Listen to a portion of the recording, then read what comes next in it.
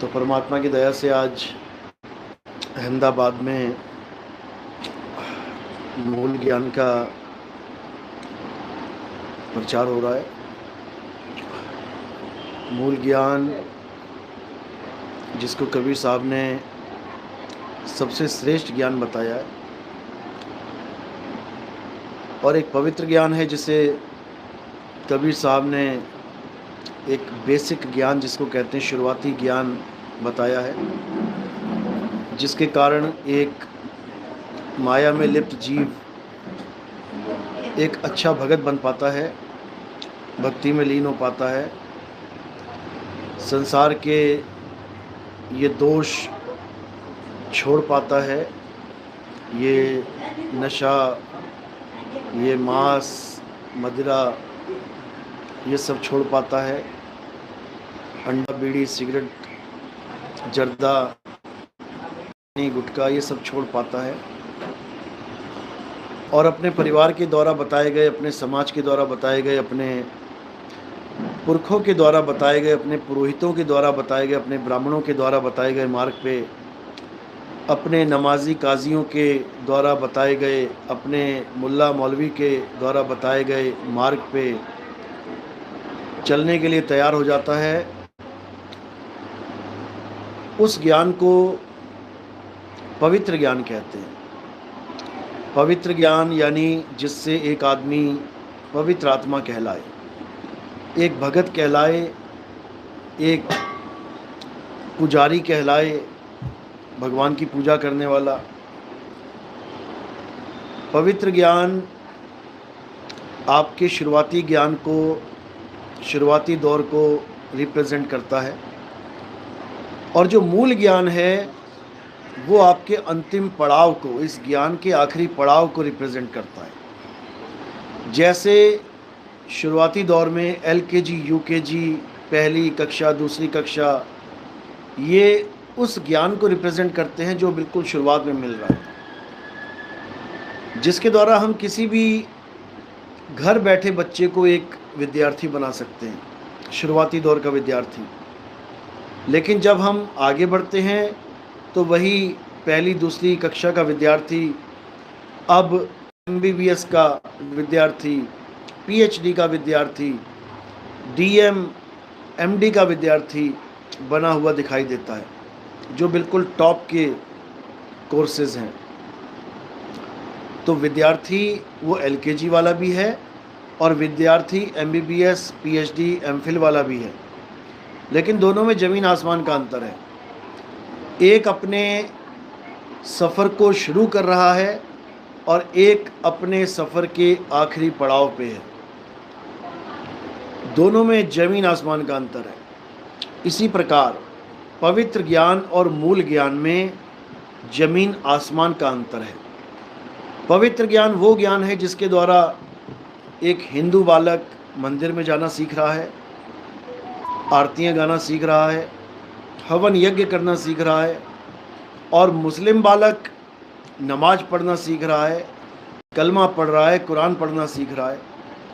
सिख बालक गुरुद्वारे जाके पाठ करना सीख रहा है, नाम जपना सीख रहा है, अमृत छक के सेवा करना सीख रहा है, और ईसाई बालक चर्च जाके प्रेयर करना सीख रहा है, अरदास करना सीख रहा है। तो इसी प्रकार ये मंदिर, मस्जिद, गुरुद्वारा, चर्च, ये एक शुरुआती दौर है। भगवान के रास्ते पे, अल्लाह के रास्ते पे, वाहेगुरु के रास्ते पे, खुदा के रास्ते पे चलने का ये पहला दौर है, ये पहला स्टेप है, ये शुरुआती ज्ञान है, लेकिन ये अंतिम ज्ञान नहीं है।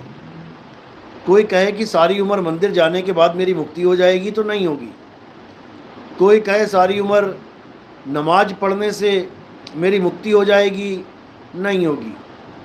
कोई कहे कि मैं गुरुद्वारे जाके पाठ करता रहूं, नाम जपता रहूं, मेरी मुक्ति हो जाएगी, नहीं होगी। कोई कहे मैं चर्च जाके ईसा मसीह की पूजा करूं, हालेलुया का नाम जपूं, प्रेयर करूं, अरदास करूं, मेरी मुक्ति हो जाएगी, नहीं होगी। क्योंकि चारों ही अपनी अपनी समझ में अलग अलग भक्ति विधि अपना के बैठे हैं, लेकिन सबसे बड़ी बात यह है कि ये चारों देखने में अलग अलग लग रहे हैं, लेकिन चारों ने एक ही चीज़ को पकड़ रखा है, और वो क्या है? वो है 52 अक्षर। मंदिरों में जितनी भी आरतियां हो रही हैं 52 अक्षरों के द्वारा हो रही हैं। हवन यज्ञ जितने भी मंत्र पढ़े जा रहे हैं 52 अक्षर ही हैं। मुस्लिम कलमा पढ़ रहा है, नमाज पढ़ रहा है, 52 अक्षर को ही रिपीट कर रहा है। सिख भाई अरदास कर रहा है, गुरु ग्रंथ साहब पढ़ रहा है, नाम जप रहा है, 52 अक्षर को ही रिपीट कर रहा है। ईसाई भाई प्रेयर गा रहा है, हालेलुया जप रहा है, ये सब 52 अक्षर ही हैं। यानी केवल भाषा का फर्क है, अक्षर चारों ने ही पकड़ रखे हैं। ये 52 अक्षर ही हर इंसान के जीवन में घर बना के बैठ गए हैं।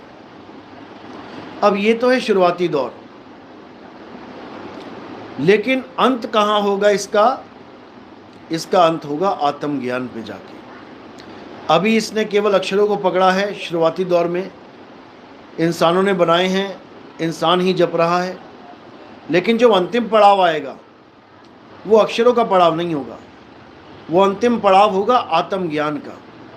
कबीर साहब समझा रहे हैं, जल में मीन प्यासी मोह देखत आवे हांसी, आत्म ज्ञान बिना नर भटके कभी काबा कभी काशी।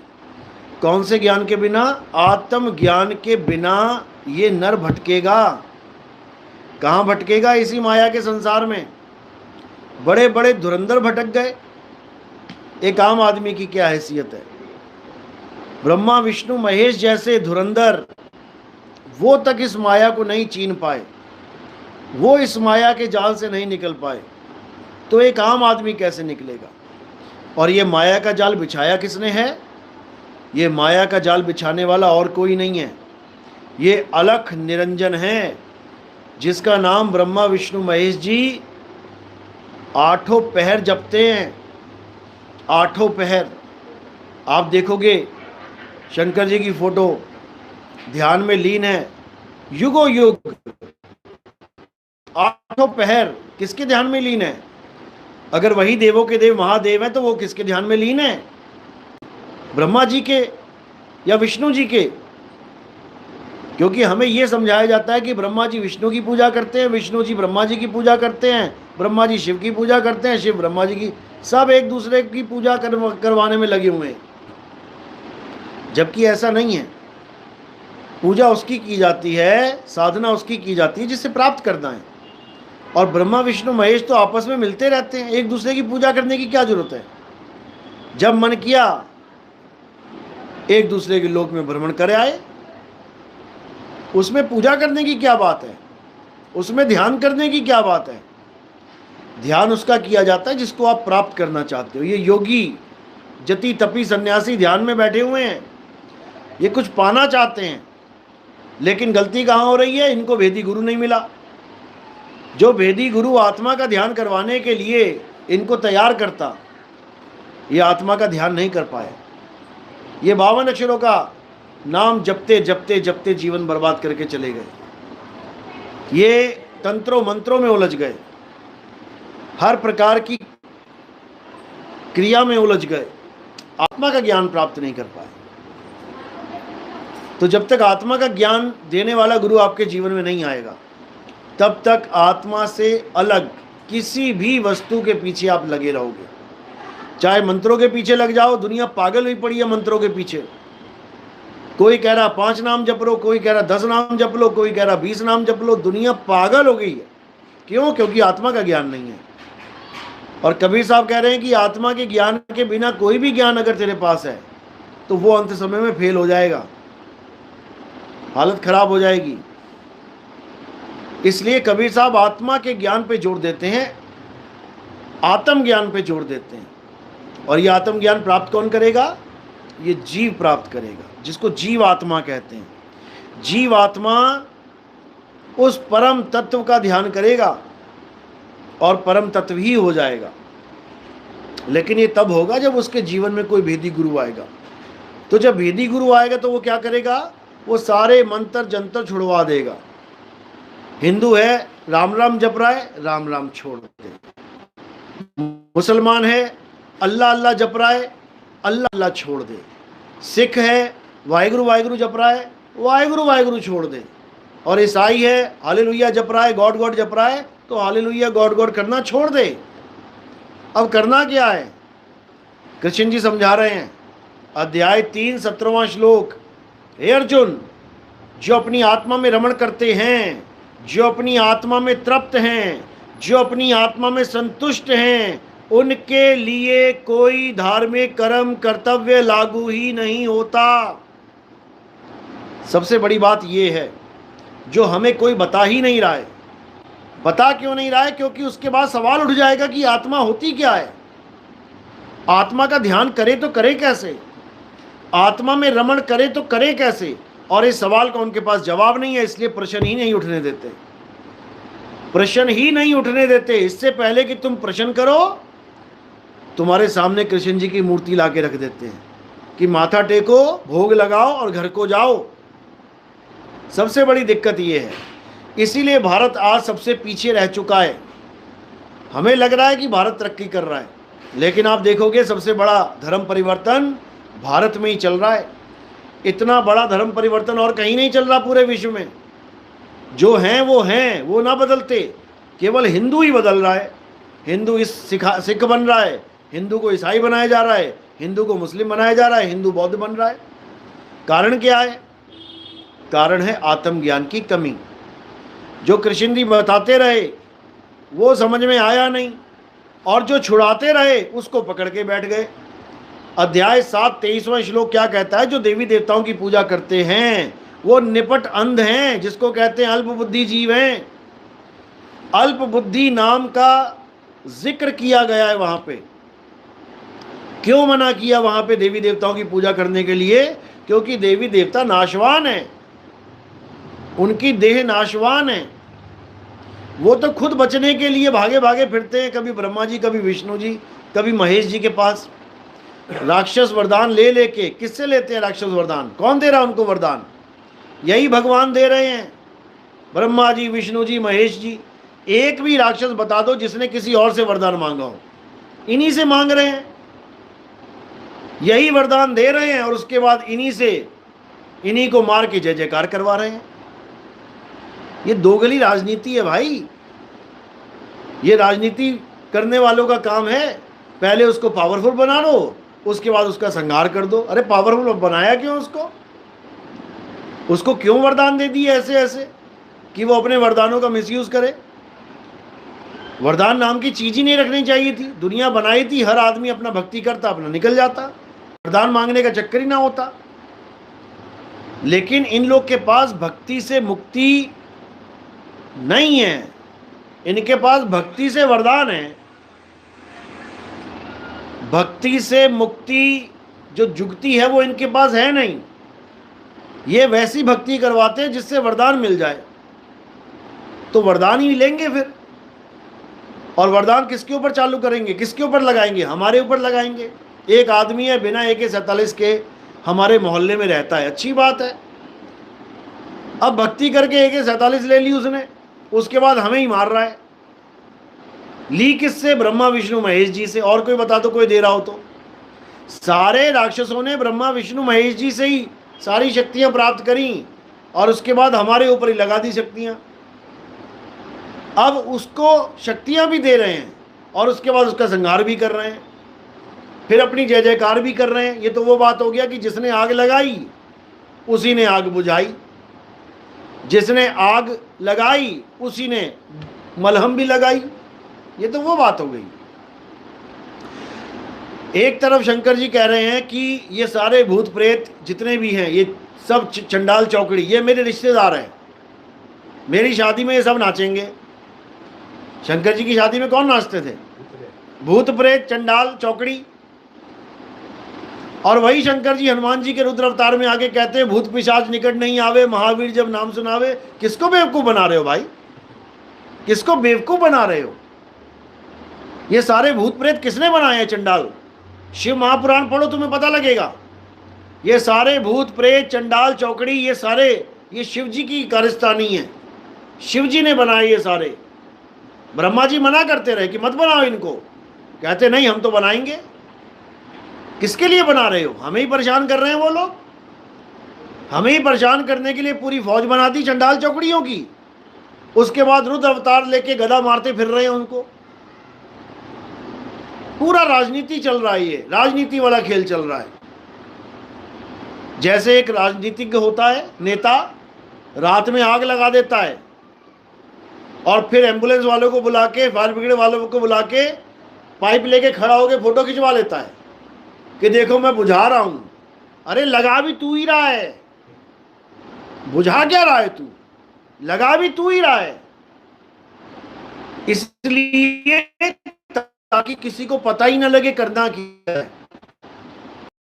तो तक हमें उलझा के रखा, 3 युगों तक बड़े बड़े राक्षस बनाए, उनको बड़ी बड़ी ताकतें दी, हम लोग के संहार करवाए, लोगों को परेशान करवाया। चौथे युग में क्यों नहीं आया राक्षस कोई? ये राक्षस बनाने वाली फैक्ट्री बंद कैसे हो गई? क्यों नहीं ताड़का आ रही है? क्यों नहीं भस्मासुर आ रहा है? क्यों नहीं हिरण्यकश्यप आ रहा है? क्यों नहीं बकासुर आ रहा है? क्यों नहीं पूतना आ रही है? ये कहां चले गए सारे? ये वचन है परमात्मा का कि 3 युग में तूने जो करना है कर ले। किसको बोला था? इसी अलख निरंजन को। तूने जो करना है कर ले, तूने जो भूत प्रेत बनाने हैं बना ले, जो तूने राक्षस बनाने हैं बना ले, जो तूने वरदान देना है राक्षसों को दे ले, जितना तूने ड्रामा खेलना है खेल ले 3 युगों में। चौथे युग में अगर तूने किसी राक्षस को बना दिया तो तेरी ये सृष्टि खत्म कर दी जाएगी। इसलिए आज तक एक भी राक्षस पैदा नहीं हुआ कलयुग में। कहां चले गए ये लोग? कहां चले गए? लेकिन काल इतना शातिर है, क्या बोला?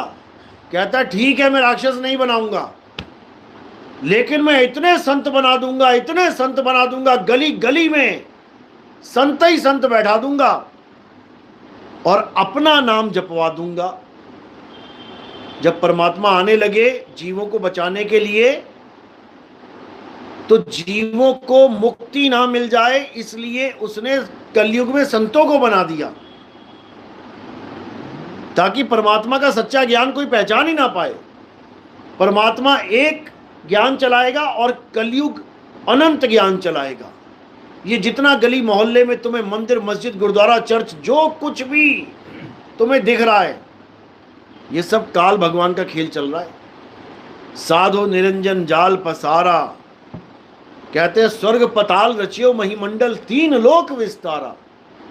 इस 3 लोक में जो भी ज्ञान तुम्हें मिल रहा है, ये तुम्हें फंसाने वाला ज्ञान मिल रहा है, और जो परमात्मा का ज्ञान है वो तुम्हें यहां से निकालने वाला ज्ञान है, वो आत्मा का ज्ञान है। आत्मा के ज्ञान के अलावा तुम्हें कोई भी ज्ञान मिल गया संसार में, तुम्हारी मुक्ति नहीं हो सकती। तुम अटक जाओगे, यहां पर भटक जाओगे, लटक जाओगे, तुम निकल नहीं सकते।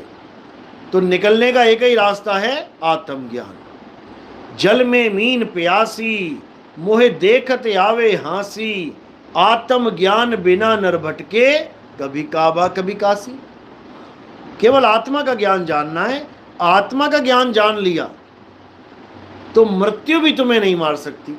शरीर तो मार देगी तुम्हारा, लेकिन तुम्हें नहीं छू सकती।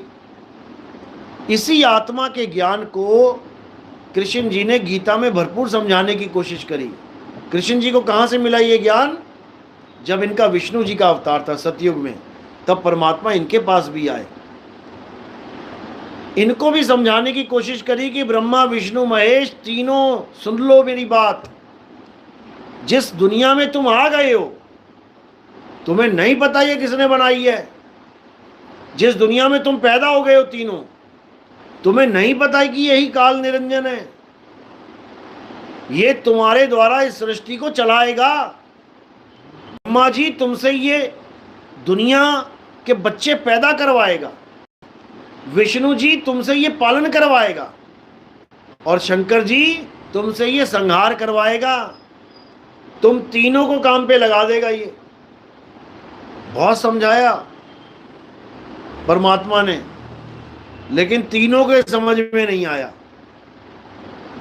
तीनों को नहीं पता लगा कि आखिर ये हो क्या रहा है।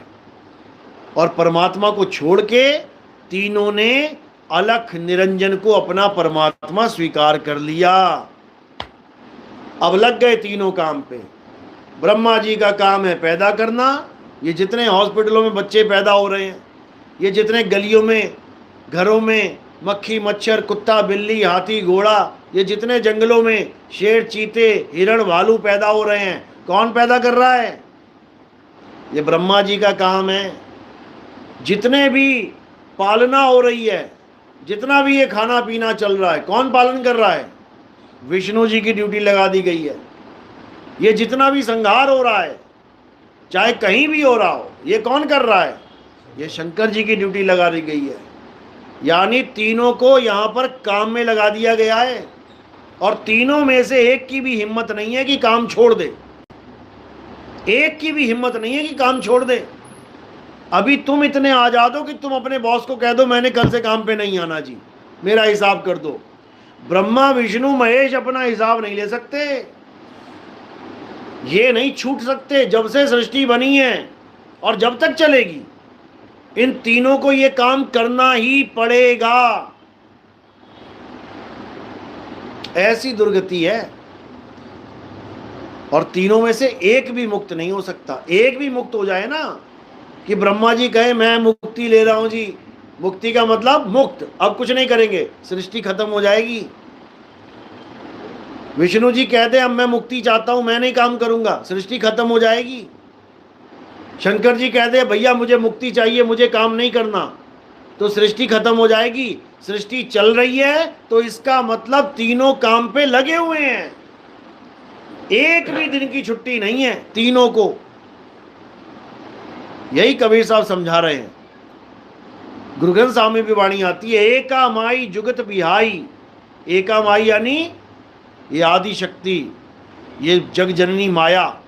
जुगत बिहाई, जुगत यानी बड़ी जुगती लगा के, बिहाई यानी बच्चे पैदा कर दिए, इसने ब्याह कर लिया। एका माई जुगत बिहाई और तिन चेले परवान। इक संसारी इक भंडारी इक लाए दीवान। यानी इस माया ने बड़ी चालाकी के साथ शादी करी, शादी करके भी कुंवारी कहला रही है, अर्ध कुंवारी मां भी कहला रही है, जग जननी जगदम्बा जग जननी, सारे संसार की मां, फिर भी कुंवारी, आधी कुंवारी। ये आधी कुंवारी क्या होता है भाई? किसी को कोई पूछे तेरी शादी हुई है कि तू कुंवारी है, मैं तो आधी कुंवारी हूं। ये आधी कुंवारी क्या होता है?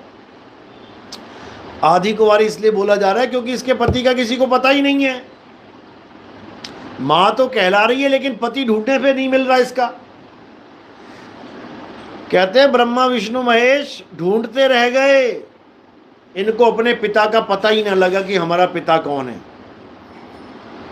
इतना खतरनाक सीन चल रहा है, और ये तुम्हें ग्रंथों में लिखा मिल जाएगा। ये मत सोचना कि मैं बोल रहा हूं, ये तो टीवी चैनल वालों ने प्रोग्राम भी बना दिए, एपिसोड बना दिए इसके ऊपर, कि ब्रह्मा विष्णु और महेश तीनों की मीटिंग चल रही है। हम कहां से आ गए भैया, हमें किसने पैदा कर दिया? ये दुनिया बनाने वाला कौन है? मीटिंग चल रही है, उनको खुद ना पता है किसने बना दी दुनिया। तो ये सब ग्रंथों में दर्ज है पहले से, लेकिन हम ग्रंथ पढ़ते नहीं है, इसलिए हमें पता नहीं है। जो हमें बता दिया जाता है कि भोले शंकर भगवान है, राम जी भगवान है, कृष्ण जी भगवान है, मान लेते हैं, मान लिया भगवान। लेकिन असल में भगवान अलग चीज है, परमात्मा अलग चीज है।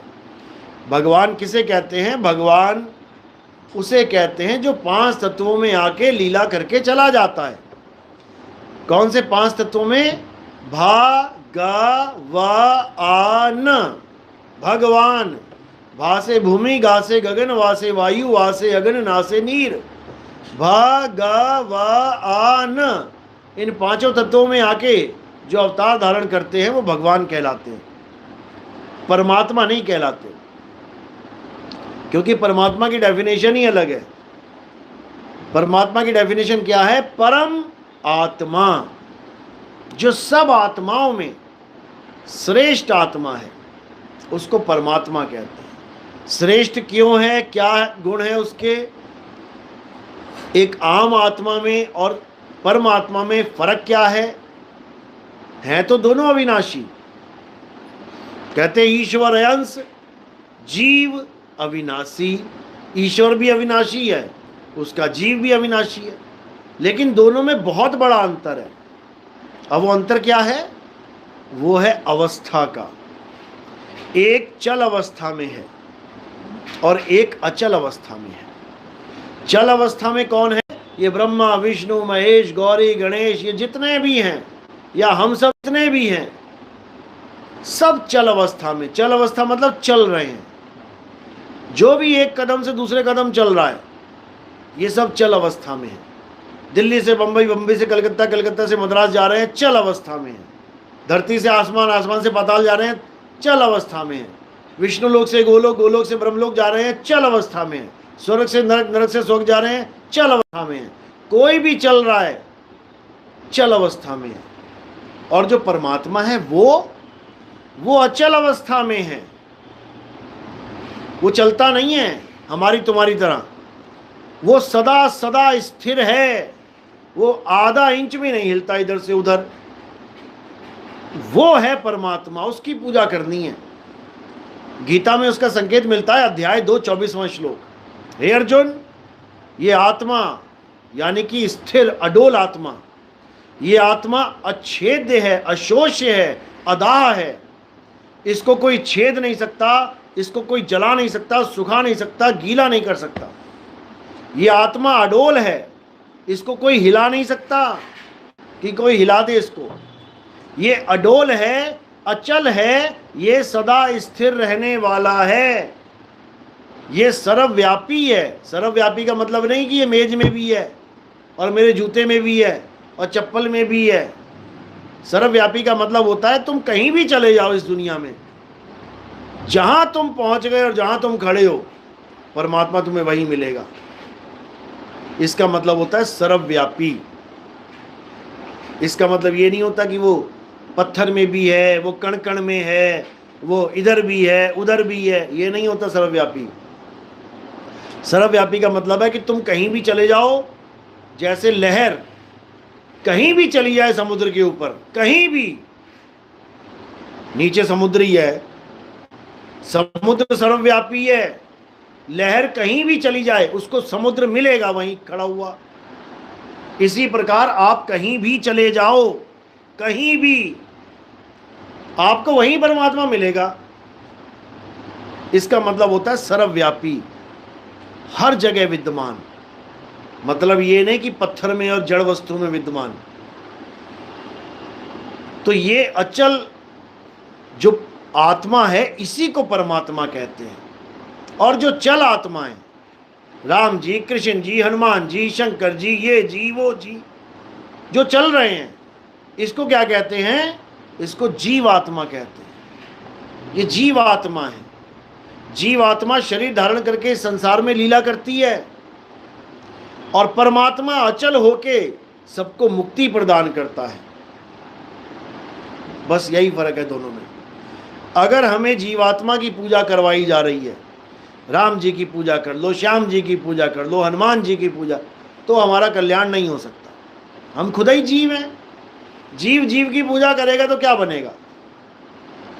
पूजा किसकी करनी है? परमात्मा की पूजा करनी है, आत्मदेव की पूजा करनी है, उस आत्मा की पूजा करनी है जो अचल है, स्थिर है, अटल है, अडोल है।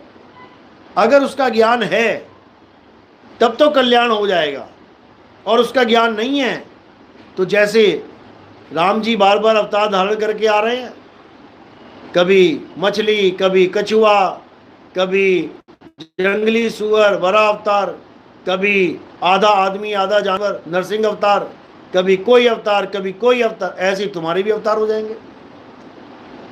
84 लाख अवतार हैं तुम्हारे। हर बार तुम्हें नया अवतार धारण करना पड़ेगा, हालत खराब हो जाएगी। इसलिए करना क्या है? उस अचल परमात्मा को जानना है जो सदा हमारे संग है। नर नारी और कीट पतंगा और सार शब्द सभी के संगा। बस यही जानना और कुछ नहीं जानना। जिसने ये जान लिया उसने सब कुछ जान लिया, और जिसने ये नहीं जाना उसने कुछ भी ना जाना। भले आज हमारी नकल मार मार के बड़े बड़े संत, जो बड़े बड़े संत हैं, जिनके करोड़ों में फॉलोअर हैं, वो भी आज अचल परमात्मा की बात करने लगे। जो पत्थर पूजते थे, जो कहते थे आत्मा नाम की कोई चीज ही नहीं होती, आज हमारे सत्संग सुन के आज आत्मा को अचल बताने लग गए हैं। वो अचल है। केवल बताने से क्या हो जाएगा भाई? केवल बताने से क्या तुम्हें आत्मा की प्राप्ति हो जाएगी? अरे तुम भी डूबोगे, तुम्हारे चेले भी डूबेंगे। इसलिए ज्ञान की चोरी, कबीर साहब ने तो इतना बोल दिया, ज्ञान की जो चोरी करते हैं कि लोग कई तो बुरा मान जाते हैं जब हम ये साखी बोलते हैं। करनी तज कथनी कथे, अज्ञानी दिन रात, और कुकर समान भौंकत फिरे, सुनी सुनाई बात। यानी गुरु की शरण में जाके जो करनी थी वो तो करी नहीं। करनी तज कथनी कथे, अज्ञानी दिन रात, और कुकर समान भौंकत फिरे, सुनी सुनाई बात। आज हमारी बात सुन के 2018 सत्संग कर रहा हूं मैं, इतने संतों ने अपनी भाषा बदल ली। जो पहले कुछ बताते थे, जो कहते थे ये मंत्र जप ले, वो मंत्र जप ले, जो कहते थे ये पत्थर नहीं ये भगवान है, इसके दर्शन करने वाला कभी 84 में नहीं जाएगा, मुक्ति मिल जाएगी, आज वो आत्मा आत्मा आत्मा करते नहीं थक रहे हैं। क्योंकि वो समय आने वाला है जिस समय के लिए कबीर साहब ने कहा था कि कबीर आत्म ज्ञान का बड़ा नगर में शोर, और पूछो कैसी आत्मा, देते दांत निपोर। कहते हैं एक समय ऐसा आएगा जब हर जगह तुम्हें यही ज्ञान सुनाई देगा। सब आत्मा आत्मा आत्मा करते नजर आएंगे, भले वो पत्थर का पुजारी क्यों ना हो, भले वो मंत्रों का पुजारी क्यों ना हो, भले वो जप तप पूजा पाठ का पुजारी क्यों ना हो, वो आत्मा आत्मा करता नहीं थकेगा। क्यों? कारण क्या है? क्योंकि लोगों के अंदर ये गुरुवाई का जो कीड़ा घुसा हुआ है, सबसे खतरनाक ये कीड़ा है। ये कीड़ा क्या करता है?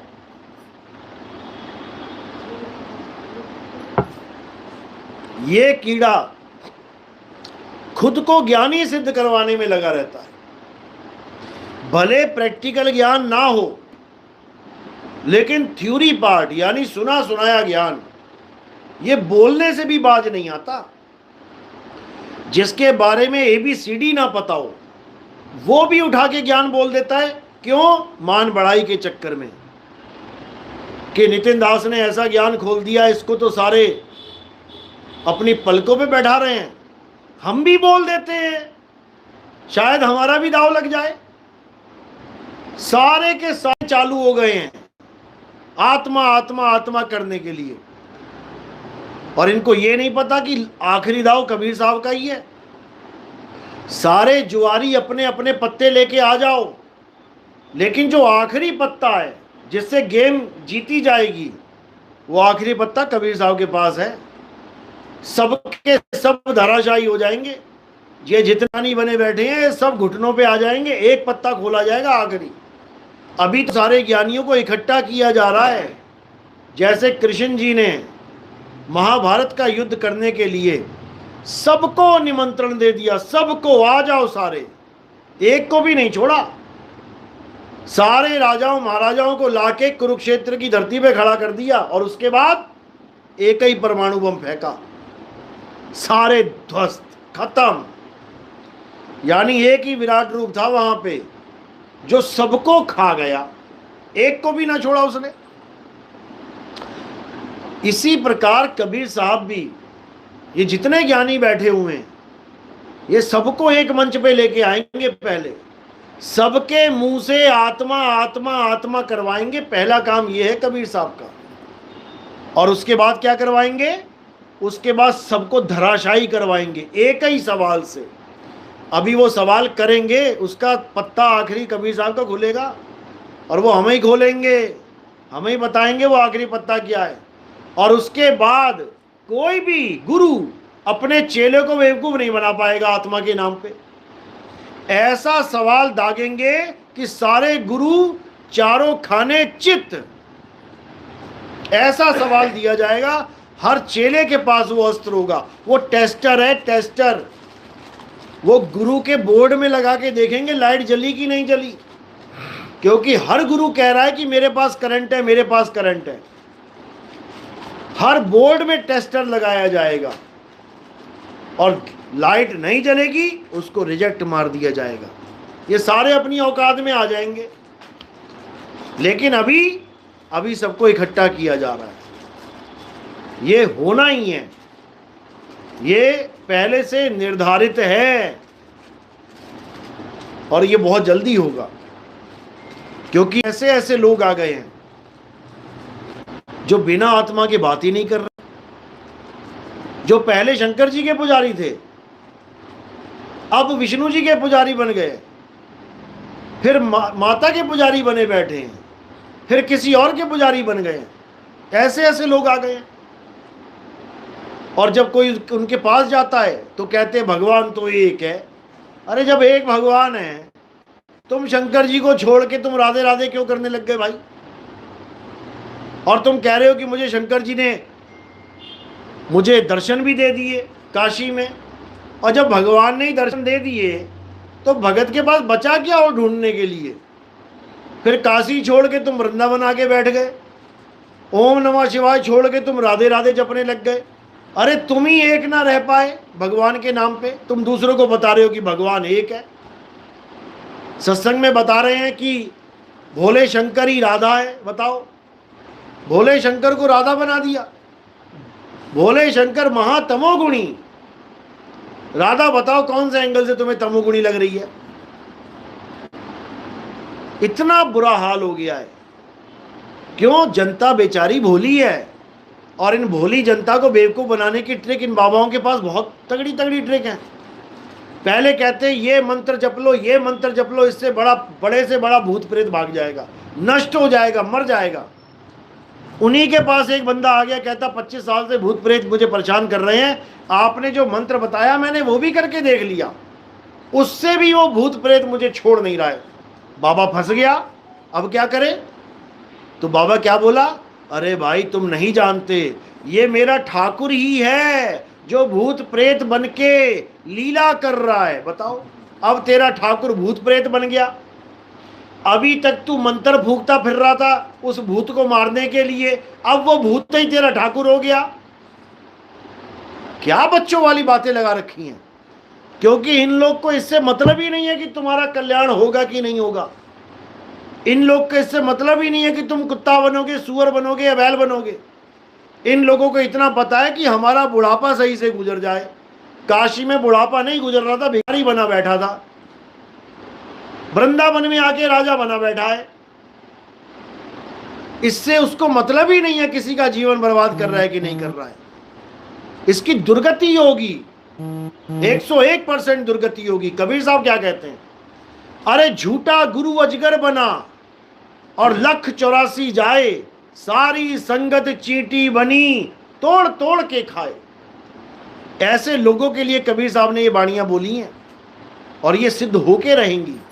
इससे मतलब नहीं है कि कोई बहुत बूढ़ा बाबा है तो उसकी हमने इज्जत ही करनी है। अरे बूढ़ा बाबा तो वो भी था जिसने अमेरिका में बम फोड़ दिया था, लादेन, वो भी बूढ़ा ही था, तो उसकी भी इज्जत कर लो। अगर बूढ़े की इज्जत करनी है तो उसकी भी इज्जत कर लो, वो भी बूढ़ा था। बूढ़े तो कई बैठे हुए हैं जो कुकर्म करके जेलों में बैठे हैं, फिर तो उनकी भी इज्जत कर लो, वो भी बूढ़े ही हैं, बाबा ही थे वो भी।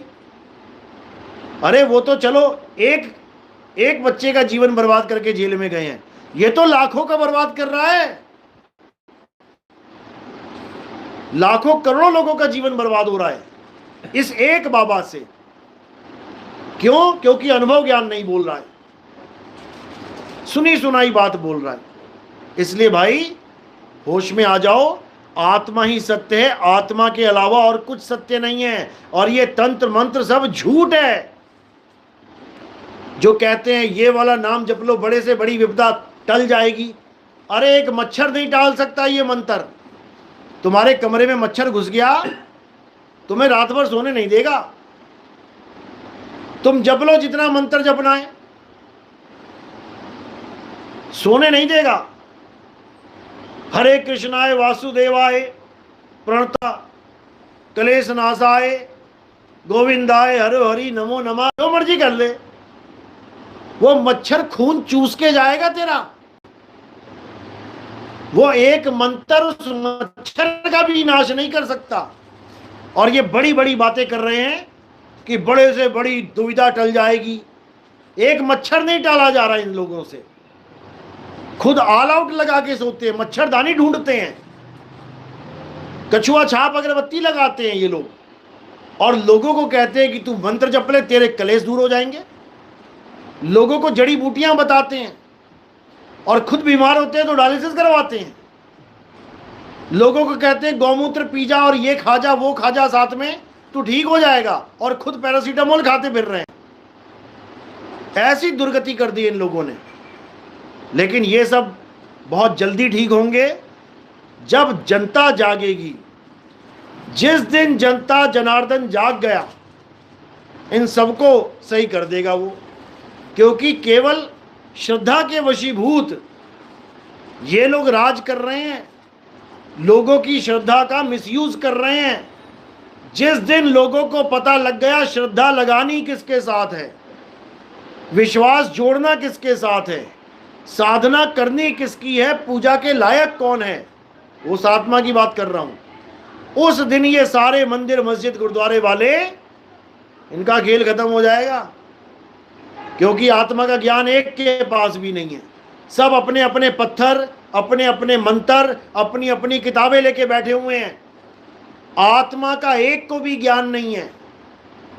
ये रिजेक्ट मारे जाएंगे, ये रिजेक्ट हो जाएंगे। लेकिन कब? जब सब जागरूक हो जाएंगे। इसलिए कबीर साहब यहां केवल जगाने आते हैं। अरे मैं कहता हूं जागत रहियो तू जाता है सोई रे, और तेरा मेरा मनवा कैसे एक हो ही रे।